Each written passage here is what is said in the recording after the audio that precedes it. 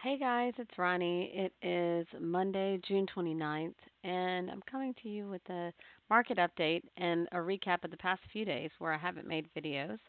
I happen to be able to enjoy a long weekend, so I'll give you a little recap on some of the trading activity from Thursday and Friday of last week, as well as some ideas for this week. We're going to go over, of course, the broader markets first, and then get into some potential ideas for individual stocks. So let's get started.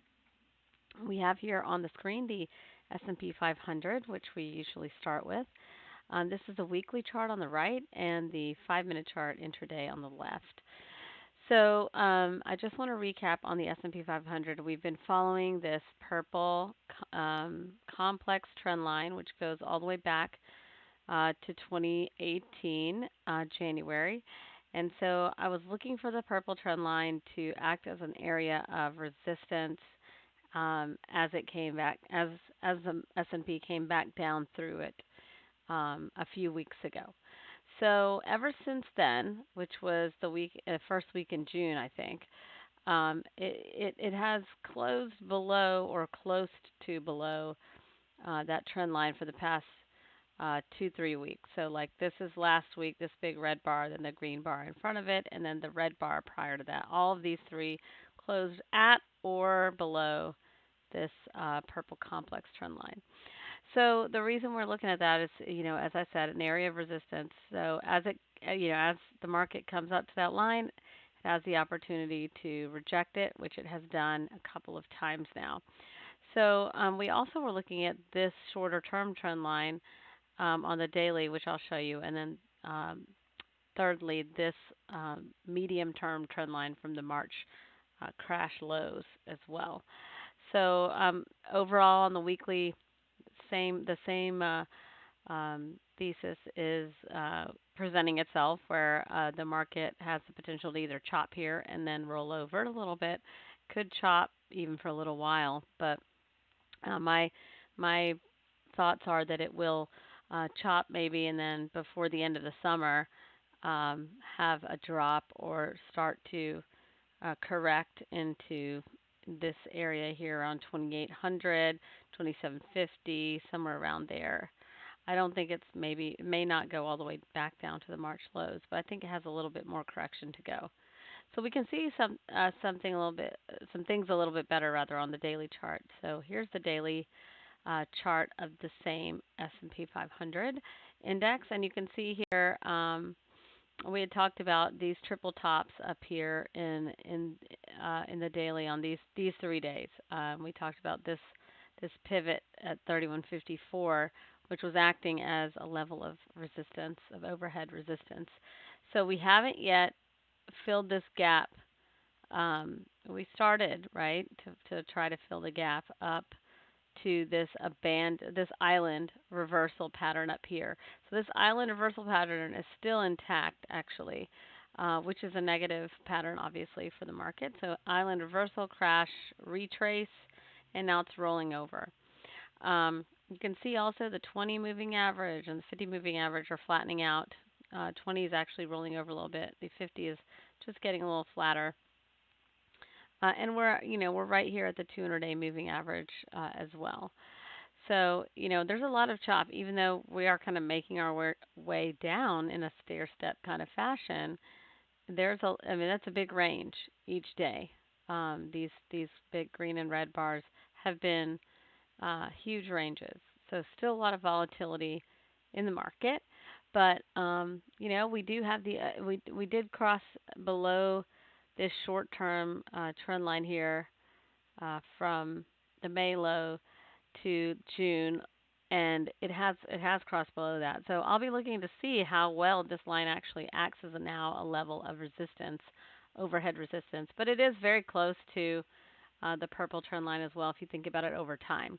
So in the next couple of days, it could get back up to this purple trend line, which kind of coincides with this red shorter term trend line. So looking to continue to keep an eye on that purple complex trend line for resistance, and continued chop to lower action on the market. So With this big move, it could really be in consolidation mode. But some stocks are actually looking pretty bearish. In the FANG stocks in particular, not really looking too bearish, but they are showing more weakness, the Nasdaq in general, than it has previously. So it's like relative to itself, it's been a little bit weaker past several days. So this is the S&P 500. So let's move into the Russell.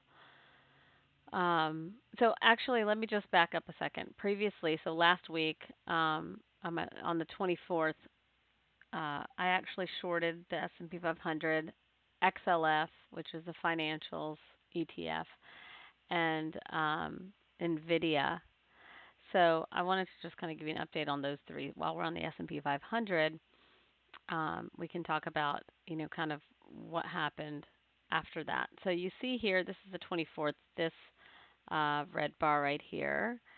Let me just point to it, circle it. So this is the day. Oh, this is not the actual drawing tool I would like, but all right. This one right here, this bar. So this red bar is the day that I shorted it, and it was like kind of in the morning as the market had fallen a little bit, was consolidating, and then continued to fall. So I held my position, thinking that it could potentially break this trend line and go further, but I was keeping an eye to see if the trend line wouldn't be broken and if it would act as a level of support. um, you know, I would probably stop myself out of the position as it crossed back above the purple trend line. It did not actually. You can see it was below that trend line during the next day, but it did. I mean, it was a green bar. It was a green day. It recovered quite a bit of the prior day's move, but I was still profitable because it never made it back up to the top of this bar, which is around the time that I shorted it, around that purple, as it was crossing down below that purple trend line area. So I held my position, and on Friday we got a pretty big down move in the market, and I had an opportunity to sell half of my position on Friday. Today it's recovered quite a bit. I held it through the weekend, which I don't usually like to do, but with this down move on Friday, I don't want to say usually, but sometimes on a strong down day on a Friday, it usually Monday is actually also um, a down day, or at least starts down. And you can see today we did open down, but then we've since recovered quite a bit, to the upside. We haven't completely recovered Friday's losses. However, we did make up quite a bit of that, up about 1.5% in the S&P. So I'm actually still in that second half of the S&P 500 position that I have, which by the way are in options. So I sold some puts, some of the puts that I had bought on the 24th and on Friday, and I still retain the second half of my position. So I'm actually looking, if it gets above um, Friday's high, if the market gets above Friday's high uh, at any point, that's my stop. So I'll have to stop out of that position. Um, it might be break even actually on that position, which would mean I would just have the profits from the first half of the position, which is fine. I mean, my expectation with this kind of move that it would stay below this line and continue weakness. It did not. It did actually. I had an opportunity this morning. If you look on the left side, it's 5-minute chart. As the market was going down, I had an opportunity to sell it. But you can see it did recover the 200-day moving average today. So we'll have to use that as a guide, as well as this 50-day and this trend line. So I'll continue to look at it. Like I said, this will be my stop here, and we'll go from there. So moving on, let's just go ahead and talk about the XLF. It's a similar position. We actually talked about on the 24th, which is this day right here. I had bought some XLF puts in the beginning of the day, didn't sell them, and I said that I would stop out of them if it didn't get below that 50-day moving average. And you can see it went above even and into this little gap.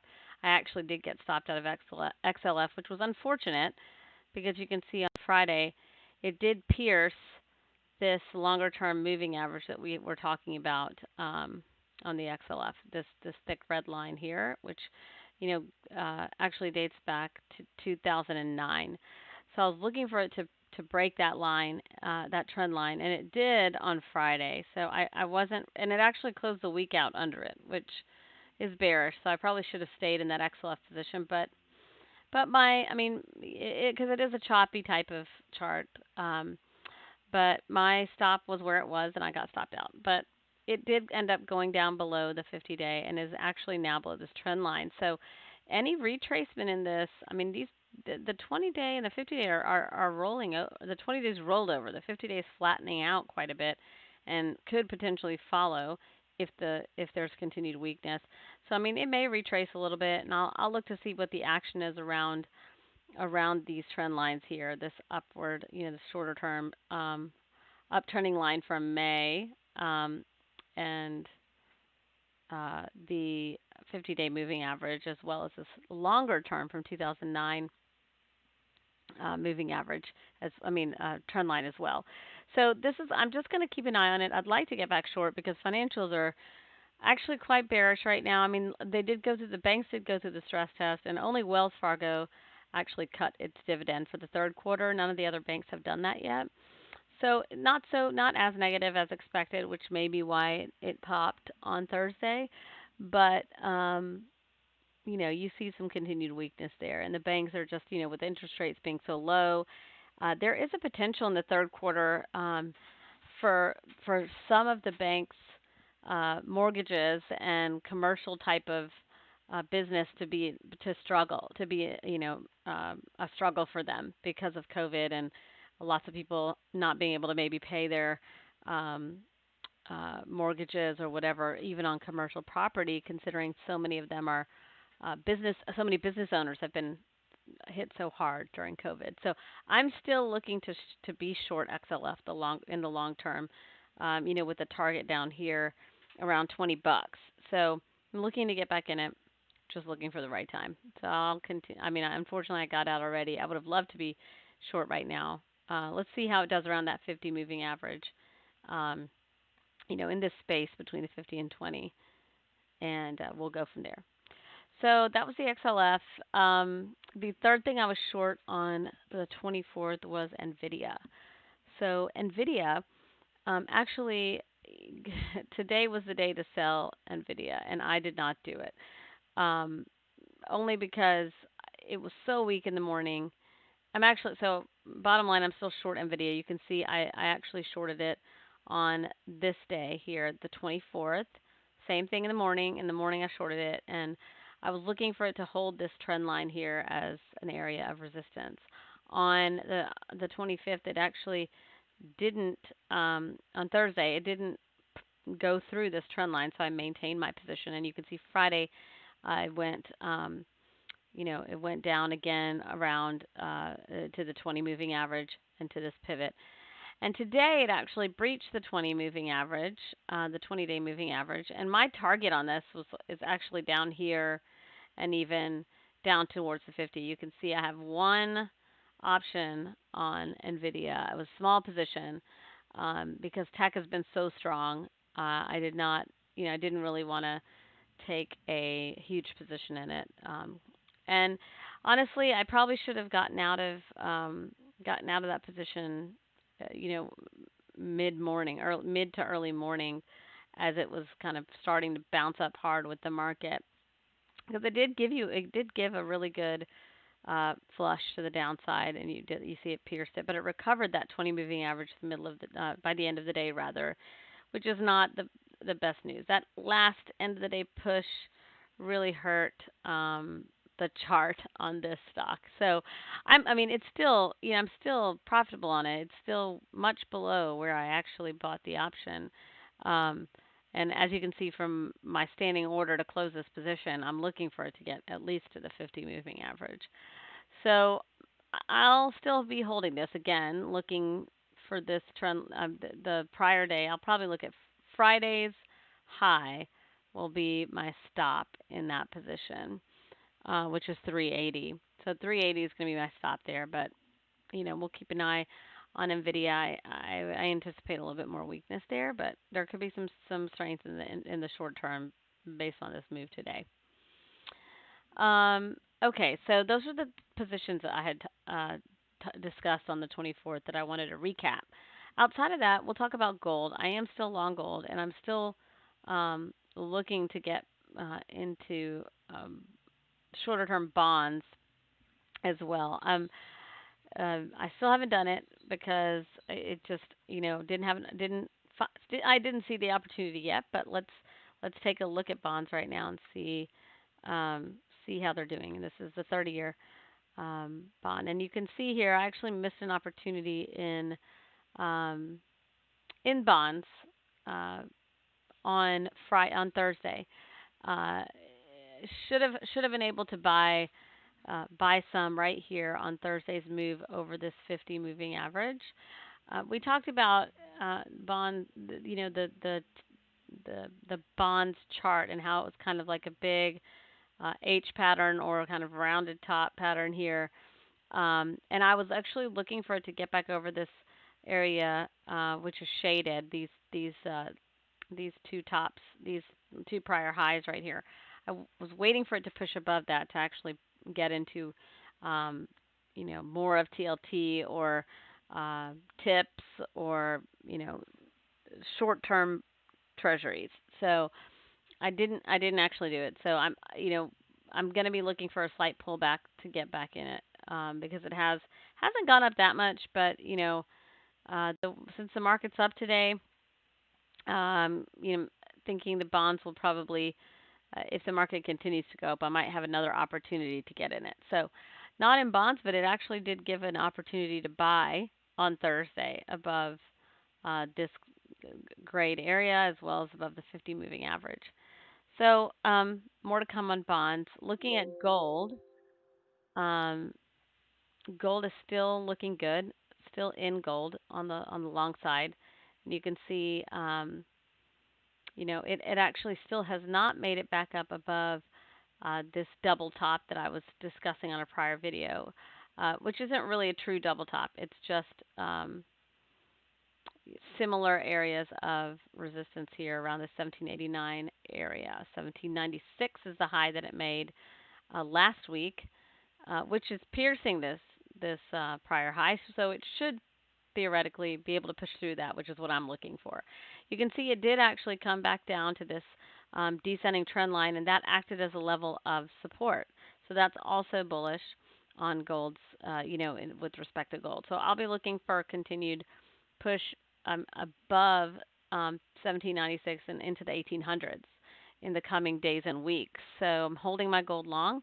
Um, Again, if you take a look, it has kind of this big gap right here, which I'm looking to target for upside. So if you think of a measured move, I mean, it could go to the top of this. To this red trend line here. This is a channel type of trend line. I'm looking potentially for this to be a target, as well as one of these pivots, either one of these pivots. So those are my targets on gold for the midterm. So if it pushes above here, I'd like to get more actually. So as it pushes above maybe 1800, which is a round number, I might get a few more contracts of gold options. I use GLD, which is the ETF.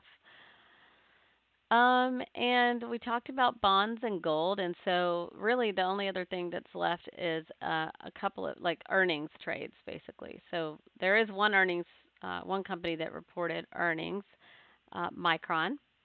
So you see Micron reported earnings after hours. You can tell on the left side, which is the 5-minute intraday chart, which has after hours on it. So you see it had a big pop, $4 ish pop. So almost 10%, maybe even 10% pop on Micron at after hours on earnings. And it's kind of in this middle area here. So if you were to look at the daily chart, again, super choppy chart, but it's right around. If it opened where it is right now, it would be around $52. So right here in this area. So really, it's crossed over like any kind of trend, like any short term trend line, right? So this type of a trend line here, it's above. Um, and really we're looking for it to get up to this pivot in this pivot area, 54, 50, 54.84 or 55, which is this prior high. So that's what I'm looking for in Micron. If it can stay here in the overnight, I would be looking for a push up to the prior high. Now, if it can't maintain this trend line here, then you could look for a gap fill back down to the 49.23 area, whatever this prior high is right here, which is 49.15. So depending on where it lands, right in the morning, if it's above this line, I would look for um, a fade to the upside. If it's below this line, I would look for a gap fill back down to that 49.15 area that we were talking about, where it closed today. So that's actually the only trade that I have right now. FedEx is actually reporting pre-market tomorrow. So I'll just show you the chart on FedEx so you can kind of have an idea of what it looks like. I will say FedEx has been pretty relatively weak compared to the market over the course of the past year. It's had some bad earnings the past few times. Actually, you can see this one was pretty bad over here. We had a bad earnings um, as well more recently, the last earnings report. And it has struggled. They've had some struggles with their air business over the course of the past year that they've reported on, and I'll be looking to see how that goes, right? So if FedEx has shows some strength in their earnings numbers, I mean it could pop the stock up, all the way back up to this trend line here, which goes to 2009. So uh, it could pop up to this area or even higher. Honestly, it's well below the 200 moving average. It's just below the 50. So if it can get back above the 50 and cross through this pivot, I'd be looking for it to get up to this longer term trend line here, at least on the earnings day. So I'll revisit FedEx tomorrow, but I mean it could be weak. Honestly, if it gets below this trend line, which is this kind of shorter term trend line here, if it reports bad earnings, I would be looking for, a potential lower, uh, maybe down to 103.50, and then even potentially, I mean, it could make it down to this 88.69 area. So just weak below this trend line, look to short if it gets below and stays below this ascending trend line here on the short term. If it gets above the 50 moving average in this pivot, look to go long till at least this what is that, like 163 4, something like that area. So that's, I mean, still $14 this way, and a good 13 $14 this way. So that's what I'll be looking for with FedEx if it has a pretty big move off of the earnings, depending on what the earnings say. It usually is moving on earnings, so we'll be looking at FedEx tomorrow too. And that's it for the evening, guys. Thanks so much for tuning in. If you want to be notified of my next video, please subscribe. I appreciate comments and feedback. If you have any suggestions or um, anything else you want to look at, any other markets or stocks, I'm happy to take that feedback as well as those stocks and take a look at them for us at our next video.